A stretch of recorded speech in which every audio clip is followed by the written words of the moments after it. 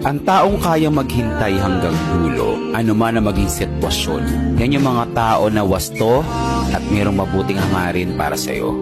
Na-experience nyo na ba yun? Alam ko sa panahon ngayon mahirap na mahanap yan. At sinasabi nga nila na may hangganan ang paghihintay sa isang tao. Pero kapag yung tao na yan hindi ka iniwan sa hirap at ginhawa, may label man kayo o wala, kahit alam niya nasa gitna siya ng alanganin, dahil nga puro yung pagmamahal niya para sa'yo, ipaglalaban niya yan kahit anong mangyari.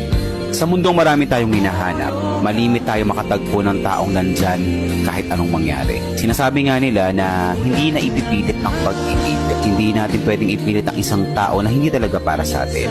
Pero ipinapakita nito na ang pagmamahal, anuman na maging sagot, at handang maghintay gaano man kahaba ang daan, sila yung mga taong maaaring hindi mo man tanggapin, pero sila yung mga taong pangmatagalan.